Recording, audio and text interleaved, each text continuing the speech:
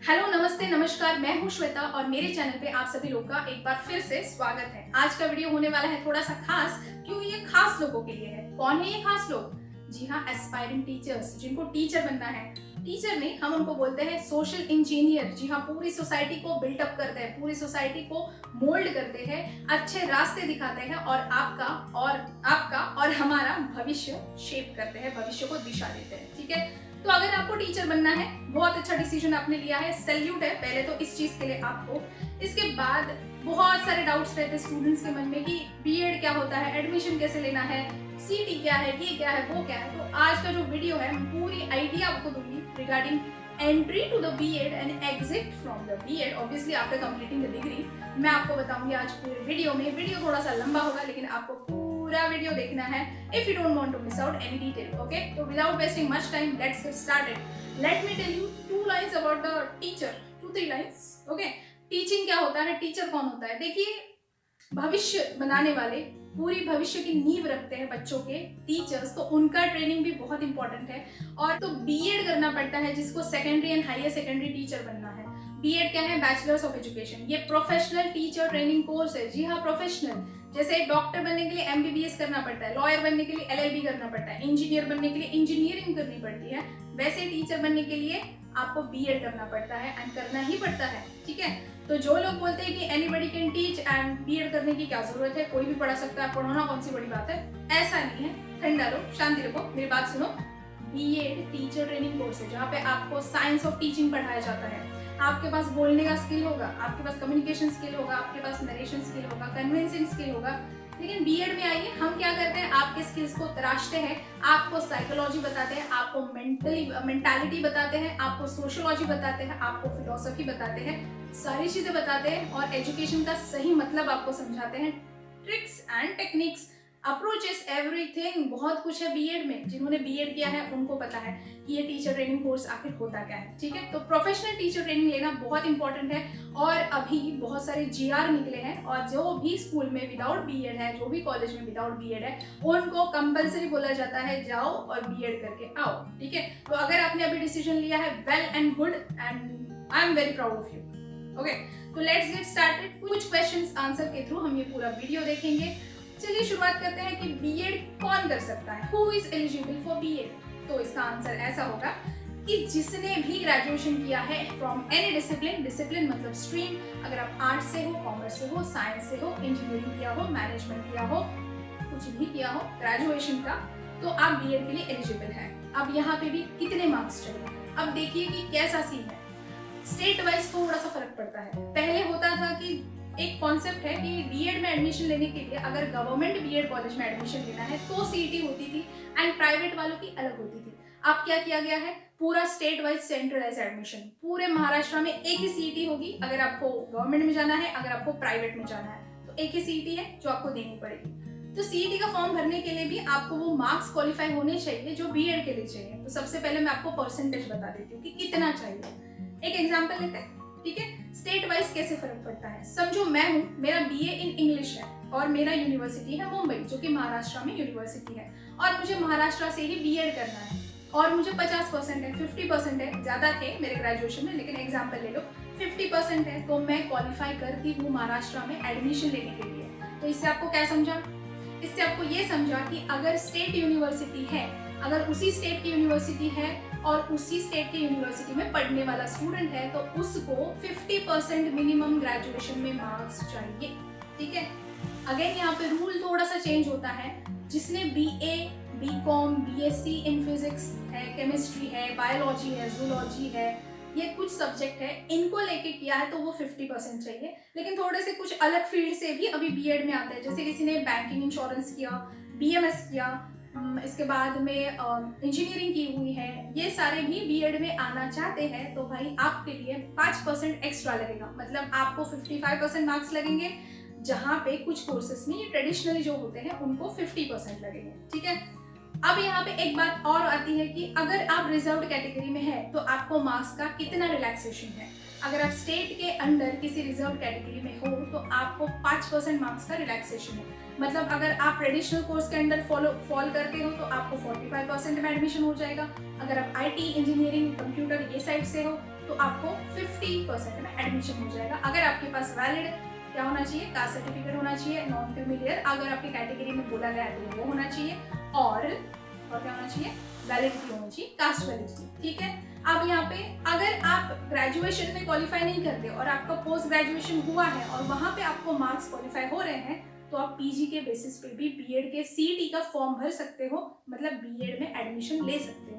अगर आप बैचलर्स में ही क्वालिफाई होते हो फिर भी आपने पीजी किया हुआ है तो वहां पे आपको पीजी दिखाने की कोई जरूरत नहीं होती। ठीक है। तो ये भी क्राइटेरिया है, मतलब सोचा है कि भाई ऐसे नहीं तो वैसे आप कर सकते हो, आपको खाली थोड़े से मार्क्स होने चाहिए। अब ये बात होगी इंट्रा स्टेट कैंडिडेट्स की, मतलब जो उसी स्टेट में है। अब क्या होगा, अगर मुझे यूपी में जाके बीएड करना है और मुझे बीए में 50% है तो मैं वहां पे एडमिशन नहीं ले सकती। इसका मतलब अगर कोई दूसरे स्टेट का है जिसने दूसरे स्टेट के यूनिवर्सिटी से किया हुआ है ग्रेजुएशन या पोस्ट ग्रेजुएशन, उसको चाहिए मिनिमम 55% मार्क्स, तो आप किसी भी स्टेट का सीईटी का फॉर्म भर सकते हो और उसी स्टेट में एडमिशन ले सकते हो। ठीक है। तो अगर यूपी से है, कोई गुजरात से है, उसको महाराष्ट्र में एडमिशन लेना है तो उसको 55% चाहिए। ठीक है। समझ में आई बात। इसके बाद सीईटी का फॉर्म कैसे भरें। अब सीईटी का फॉर्म ऑनलाइन नोटिफिकेशन आता है, जो कॉमन एंट्रेंस सेल है महाराष्ट्र गवर्नमेंट का, मैं बात कर रही हूँ महाराष्ट्र की, तो महाराष्ट्र गवर्नमेंट का कॉमन एंट्रेंस एग्जाम सेल है, वो सीईटी कंडक्ट करता है बीएड के लिए। बीएड 2 ईयर कोर्स, वहाँ पे भी बहुत सारे कोर्सेस रहते हैं, जैसे इंटीग्रेटेड कोर्स हुआ जो 12th के बाद होता है, वो आपको नहीं करना है। ये बीएड कोर्स अलग है 2 साल का, उसके लिए भी अलग से नोटिफिकेशन आएगा। अभी तक आया नहीं है, महाराष्ट्र की बात कर रही हूँ, आ ही जाएगा 4-5 दिन में। जब भी आएगा तो वापस मैं एक वीडियो लेके आऊंगी कि कैसे फॉर्म भरना है। ठीक है। तो आपको रजिस्ट्रेशन करना है सीईटी का, फिर एक महीने के अंतराल में एग्जाम होती है सीईटी की, ऑनलाइन होती है, सेंटर चूज करना पड़ता है जो आपके घर के आजू बाजू ही रहता है, वहां पे जाके आपको एग्जाम देनी होती है सीईटी के एग्जाम। ना ये सीईटी के एग्जाम कितने मार्क्स की रहती है, तो ये सीईटी की एग्जाम होती है 100 मार्क्स की, और इसके साथ साथ ईएलसीटी भी होती है। अब ये ईएलसीटी होती है 50 मार्क्स की, सीईटी होती है 100 मार्क्स की। अगर आप दोनों एग्जाम देते हो तो टोटल हो गया 150 मार्क्स का। ठीक है। तो पहले 100 मार्क्स के सीईटी का बात करते हैं। ये सीईटी का सिलेबस क्या होता है, नॉर्मल जनरल इंग्लिश, जनरल कोई language, general English, general Hindi, general Marathi, अगर महाराष्ट्र में हो तो लॉजिकल रीजनिंग है, जनरल नॉलेज है, जनरल साइंस है, थोड़ा सा सोशल साइंस है, मतलब वही सब कुछ जो 12th तक वो स्टेट बोर्ड के हिसाब से वहां पे सिलेबस होता है, वही सब कुछ होता है। क्योंकि ये माना जाता है कि आपको अगर बीएड करना है तो आपके पास वो कॉमन उतना एप्टीट्यूड है वो कोर्स करने के लिए, वो टेस्ट करने के लिए आपको सीईटी देना पड़ता है। तो 100 मार्क का सीईटी किसके लिए रहता है, 100 मार्क का सीईटी उसके लिए रहता है जिसको इंग्लिश मीडियम के कॉलेजेस में नहीं जाना। कुछ कॉलेजेस ऐसे होते हैं जिसमें सिर्फ और सिर्फ इंग्लिश मीडियम ही ऑफर किया जाता है। अगर आपको ऐसे कॉलेजेस में जाना है तो आपको एडिशनल ईएलसीटी का एग्जाम देना पड़ता है, इंग्लिश लैंग्वेज का एग्जाम देना पड़ता है, जो कि 50 मार्क का होता है। सीईटी का पेपर आपका 100 मार्क का खत्म हो गया, उसके बाद ही ये 50 मार्क का और एक पेपर रहता है जहाँ पे प्योरली इंग्लिश मीडियम, वहाँ पे फिर कोई भी और मीडियम नहीं होगा। ठीक है। लेकिन मैं आपको एक बात बता दूं कि कुछ कॉलेजेस क्या होता है कि जहाँ पे मराठी मीडियम हो, हिंदी मीडियम का कॉलेज हो, उनका ऑफिशियल मीडियम होता है, क्योंकि कॉलेज के परमिशन के ऊपर होता है, वहां पे आपको आंसरिंग लैंग्वेज वो इंग्लिश भी ऑफर कर सकते हैं। इसका मतलब अगर आपने ईएलसीटी नहीं दिया तो इसका मतलब ये नहीं है कि आप इंग्लिश मीडियम में बीएड नहीं कर पाएंगे। ओके। जिसको प्योरली इंग्लिश मीडियम के कॉलेज में ही जाना है वो ईएलसीटी दे, जिसको नहीं जाना है वो बस 100 मार्क का एग्जाम दे और खुश रहे और कॉलेज में एडमिशन ले अपने पसंद के अकॉर्डिंग टू सीईटी। ओके। इसके बाद मैंने आपको सिलेबस भी बता दिया, कोई डरने की जरूरत नहीं है, ऑनलाइन बुक्स भी अवेलेबल है। अगर आपको चाहिए कमेंट में बताइए कि सीईटी के ऊपर आपको कुछ अगर गाइडेंस चाहिए तो मैं फिर से वीडियो के साथ आ जाऊंगी। ओके। इसके बाद क्या होता है, क्वालिफाई कैसे करते हो, तो सीईटी में जैसे कैट में भी होता है कि आपका स्कोर अगर 1 भी है तो अभी आप क्वालिफाई करते हो, लेकिन फिर आपको कॉलेज के लिए कॉम्प्रोमाइज करना पड़ेगा। इसका मतलब यहाँ पे पास एंड फेल का फॉर्मूला नहीं रहता, यहाँ पे रहता है मेरिट का फॉर्मूला। जितना हायर मेरिट, जितना लोग का हायर मेरिट लगेगा उस कॉलेज के हिसाब से लिस्ट लगेंगे और फिर आपको कॉलेज सिलेक्ट करना है। ठीक है। तो इसका बेसिस जो है वो मेरिट के ऊपर है, ना कि पास एंड फेल के ऊपर है। तो मत कुछ स्टूडेंट पूछते हैं कि मैं पास हो गई, मैं फेल हो गई, सीईटी में तो क्या होगा, सीईटी में फेल नहीं होता है। सीईटी में आपके मार्क्स मैटर करते हैं, आपका मेरिट मैटर करता है। ठीक है। एक बार आपने सीईटी दे दी, इसके बाद ऑफिशियल पूरा ऑनलाइन प्रोसीजर स्टार्ट हो जाता है। राउंड्स लगते हैं, 1 2 3 4 5 लेके राउंड लगते हैं, लास्ट राउंड होता है स्पॉट राउंड, और आपका एडमिशन हो जाता है। ऐसा नहीं है कि मुझे एडमिशन नहीं मिलेगा, अब क्या करूँ, मेरा सीईटी का स्कोर बहुत कम है। बिल्कुल ऐसा नहीं है, आपको एडमिशन मिलता है, आपको राउंड्स के थ्रू जाना पड़ता है, ठीक है। तो घबराइए नहीं, ग्रेजुएशन किया है, पोस्ट ग्रेजुएशन किया तो अच्छा स्कोर तो आना ही है सीईटी में, थोड़ा बहुत पढ़ना पड़ता है क्योंकि अभी आपको पढ़ने की आदत लगानी पड़ेगी, आप प्रोफेशनल कोर्स जो करने वाले हो, ठीक है। इसके बाद बीएड का फीस कितना है, सबसे इम्पोर्टेंट क्वेश्चन। सबसे पहले बात मैं आपको ये बता दूं कि जो भी प्रोफेशनल कोर्सेज रहते हैं उसकी फीस थोड़ी सी ट्रेडिशनल कोर्स से ज़्यादा होती है। ट्रेडिशनल कोर्स कौन से हुए? एमए हो गया, एमएससी हो गया, एमकॉम हो गया, ये ट्रेडिशनल कोर्स है। प्रोफेशनल कोर्स कौन से हुए?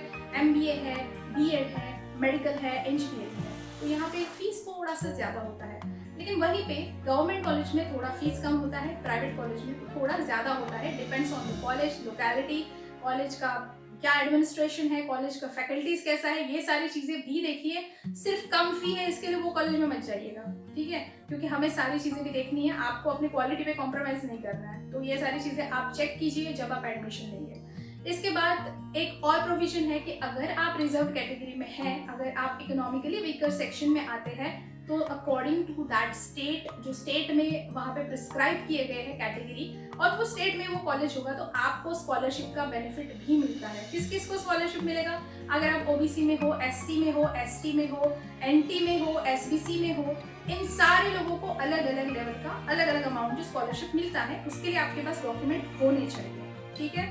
इसके बाद अगर आपने एडमिशन अभी ले लिया तो बीएड कोर्स होता कितना ड्यूरेशन का है? तो ये 2 साल का बीएड कोर्स है जिसमें 4 सेमेस्टर रहते हैं। 4 सेमेस्टर के आपको 4 एग्जाम देने पड़ते हैं। और याद रखिए ये प्रोफेशनल कोर्स है, तो यहाँ पे थियोरी भी उतना ही इम्पोर्टेंट है और प्रैक्टिकम भी उतना इम्पोर्टेंट है, प्रैक्टिकल्स भी उतने इम्पोर्टेंट है, ठीक है। तो first semester, second semester, third semester, fourth semester, ये पूरे 4 सेमेस्टर में आपका theory and practical equally divide होता है, ठीक है। अब जैसे कि एक टीचर बनने के लिए क्या क्या इंपॉर्टेंट होना चाहिए? एक टीचर एक लीडर होता है, एक टीचर को करिकुलर एक्टिविटीज में एक्टिव होता है, कंटेंट के ऊपर उसका पकड़ होता है, एक्सीलेंट मैनेजर होता है। तो ये सारी चीजों के हिसाब से ही बीएड का करिकुलम डिजाइन किया हुआ है। और एक बार फिर से बता दूं कि ऐसा ही कॉलेज चूज करिए जो आपके स्किल्स को सही में तराशे। ऐसे कॉलेज में मत जाइए जो सिर्फ for the sake of degree आपको डिग्री दे दे, ठीक है। आपके ऊपर है, you are very much intelligent as you have done your graduation and all of your mature population, okay. तो यहाँ पे मुझे यूनिवर्सिटी के एग्जाम्स होते हैं, आपको ये बात बतानी है कि 4 सेमेस्टर की यूनिवर्सिटी के थियोरी एग्जाम्स है, इंटरनल्स है, आपको इंटर्नशिप होती है, यानी कि आपको प्रैक्टिस टीचिंग करनी पड़ती है स्कूल्स के ऊपर, स्कूल्स में जाकर। बहुत इंटरेस्टिंग है 2 साल का बीएड, और आप करो, बहुत इंटरेस्टिंग है। आप 2 साल के बाद यहाँ पे आके वापस कमेंट करना कि आपने अपने बीएड में क्या सीखा, क्योंकि बहुत इंपॉर्टेंट है एंड बहुत इंटरेस्टिंग है, जिसमें साइकोलॉजी आती है, जिसमें मैनेजमेंट आता है, जिसमें सोशियोलॉजी आती है, फिलोसॉफी आती है। बताओ भाई, किसी एक कोर्स में इतनी सारी बातें सिखाई जाती है क्या? जी हाँ, बीएड में सिखाई जाती है। Talking about Maharashtra state, BEd का 2 साल की जो ग्रेजुएशन के बाद की सीईटी है, अभी तक उसका डेट नहीं आया है, रजिस्ट्रेशन का आ जाएगा। It is expected till 2nd week of July, 1st week तो ऑलरेडी स्टार्ट हो गया है। आपको online Maharashtra government CET cell आप देख सकते हैं, स्क्रीन पे मैंने एक स्क्रीनशॉट डाला हुआ है, वहां पे जाके आपको चेक करना है। और ये बीएड सीईटी 2 इयर्स की होती है, ठीक से नाम पढ़ के आपको फॉर्म भरना है। मैं जब रजिस्ट्रेशन शुरू होगा तब एक वीडियो के साथ जरूर आऊंगी, वहां पे मैं आपको गाइड भी करूंगी कि आपको कैसे फॉर्म भरना है, कौन से क्राइटेरियाज है, उसमें क्या फिलअप करना है। आज इस वीडियो में मैंने आपको एक जनरलाइज आइडिया देने की बात की, क्योंकि बहुत सारे लोगों को पता नहीं होता कि एडमिशन ले तो कैसे ले, हमें टीचर बनना है। तो बहुत सारे लोग सीईटी होने के बाद बोलते कि अरे मुझे तो पता ही नहीं था सीईटी थी। तो इसके लिए आपको जनरली मैं अवेयर कर रही हूँ that if you want to be a teacher you have taken a good decision. अगर आप नहीं बनना चाहते, आपके कोई भाई बहन है, आपके कोई रिलेटिव है, आपके कोई फ्रेंड है, तो उनको ये वीडियो आप फॉरवर्ड कर दीजिएगा। डिस्क्रिप्शन में मैं एक नंबर डाल रही हूँ, वो नंबर पे सिर्फ व्हाट्सएप एक्टिव है। ज्यादा करके जो महाराष्ट्र में कैंडिडेट है वो इस पे मैसेज कर सकते हैं रिगार्डिंग एनी क्वेरी। सिर्फ व्हाट्सएप कीजिए, कॉल मत कीजिए, व्हाट्सएप पे आपके क्वेरीज एंटरटेन किए जाएंगे, ठीक है। डिस्क्रिप्शन में डाला हुआ है मैंने, ध्यान से देखिए और शेयर कीजिए, लाइक कीजिए वीडियो को। और भी अगर आपको कुछ जानकारी चाहिए तो कमेंट में डालिए, क्योंकि इसके बाद से टोटल थोड़े दिन फोकस हमारा बीएड के ऊपर रहेगा और मैं यहाँ पे आपको गाइड करूंगी कैसे फॉर्म भरना है, क्या करना है, कौन से सब्जेक्ट लेने हैं एंड एवरीथिंग अबाउट बीएड। सो पहला ध्यान आपको रखना है बीएड के सीईटी के ऊपर, जल्द ही आने वाली है, अलर्ट रहिए, फॉर्म भरिए और बीएड का सीईटी देके एडमिशन लीजिए और बहुत ही अच्छे टीचर बनिए। ठीक है, मिलते हैं नेक्स्ट वीडियो के साथ में। जब भी बीएड की सीईटी की डेट आएगी तब मैं आऊंगी नए वीडियो के साथ आपको गाइड करने के लिए। Till then bye bye, have a good day and take care of yourself. बाहर मत जाइए, सोशल डिस्टेंसिंग का पालन कीजिए, वैक्सीन ले लीजिए और वैक्सीन लिया है तो ज्यादा शांत रहिए। ठीक है, और मिलते हैं फिर से। सब्सक्राइब कीजिए चैनल को जरूर।